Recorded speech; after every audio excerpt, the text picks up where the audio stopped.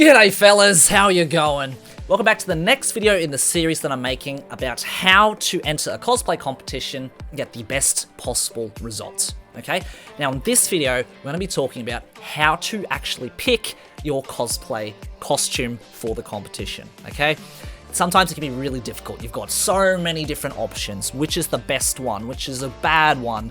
You know, how do I pick one that's going to be good for both me and my partner, okay? What I've done in this video is narrowed it down to a very simple step-by-step process on how you can pick your cosplay competition by the end of this video, okay? So that's what we're going to get straight into. Let's go. Okay, the first step in this process, just like you've probably done in a story writing course, maybe it's something that you've done in an art course, is brainstorm. Quite literally, write down on a piece of paper every single costume that you think has potential. It doesn't matter how silly it might seem. It doesn't matter how extravagant it might seem. It doesn't even matter if it's something that you know or you don't know. If you like the look of the costume, write it down, okay? This list can be as long as you want. It can be as short as you want, but make sure that you write down every single thing that you've wanted to do, everything that you have thought about doing in the past for both you and your partner, okay? If it's a solo costume, write down all of the costume ideas. If it's a duo costume, make sure you write, obviously, a list that involves 2 people, okay? You and your partner, write down a list, as many costumes you can think of. Take as long as you need, but write down that list, okay? That's the first step.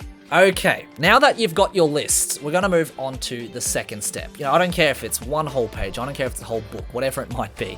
What you're going to want to do now is write a short list. Now, when I say short list, it can still be a very long list. It can be 10, it can be 20, but write down your favorites, okay? Write down the ones that actually mean something to you. Write down the ones that maybe you've got a very fond memory of. Maybe there's some nostalgia in that series because it's something you watched growing up. Maybe it's something that you watched with a really good friend. Maybe it's something that you watched at a time of your life that was very difficult and it helped you get through, okay? Pick series that mean something to you. This is going to be really important because ideally, when you're working on a costume for a long period of time, you're going to be spending a lot of hours, a lot of sleepless nights working on this thing. It's going to be a lot easier to get through that grind if it's something that is important to you, okay? So maybe you've got a list of 100, maybe you've got a list of 10, chop it in half, okay? But write down the series, write down the costumes that mean something to you, okay? Okay, so now that you've got a small short list of your favorite costumes from everything that you've brainstormed, the next step of this process is to cross out the ones that you have absolutely no idea how to make, okay? Maybe it's something that involves, a very complicated weapon or a set of armor or a very elaborate dress, whatever it might be.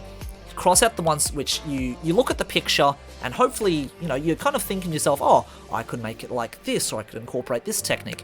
If you're looking at something and you have absolutely no idea where to start, cross that costume off, okay? It doesn't mean that you can't do this costume ever, but just at this exact point in time, for the purpose of the competition that you want to enter, it's probably not going to be a good choice, okay? So cross out the ones which you have absolutely no idea how to make. Okay, the next step in this process is you need to cross out the ones that you don't think that you can finish in time before the competition, okay? Now, it might be something that you really like, you know how to make it, but you might not have enough time to finish it before the competition, okay? Maybe it's something that's really extravagant or it requires materials that you need to source from overseas and you need to wait for them to come in.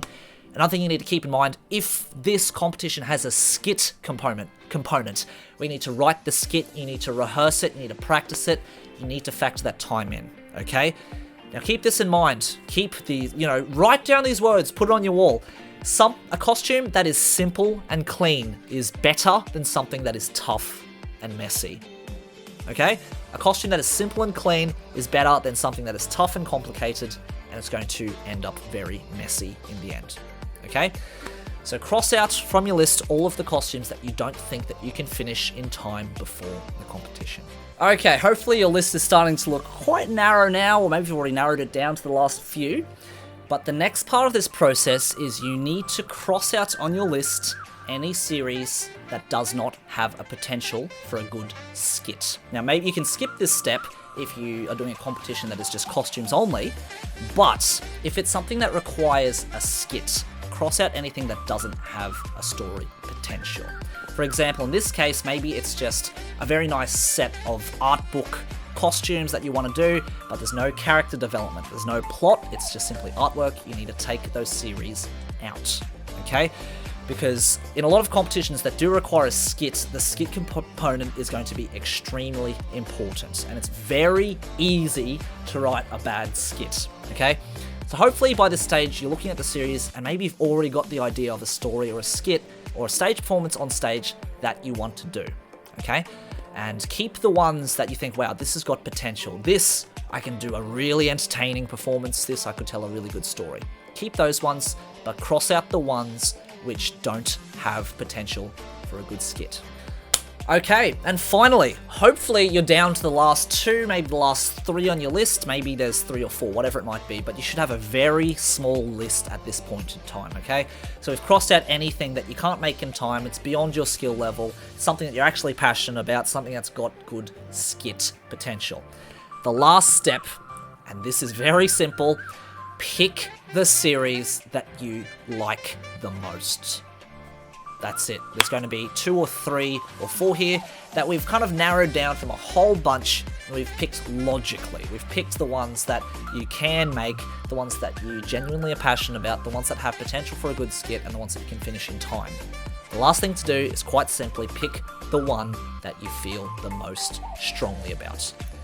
Once you've done that, you've picked your costumes for your cosplay competition. So, now that you've picked your cosplay competition, give yourself a pat on the back. This is a process which can usually take a while to get through, but hopefully now that you've picked the costume that's, you know, by this stage you should be really happy about your choice, the next step is to actually make it. Now, in order to get the best result, you want to make it in a way that you're happy with and finish it in a way that you're going to be proud with the result. So what I'm going to talk about in the next video is how to plan out your cosplay costumes effectively. We're going to talk about that in the next video, which you can find right here.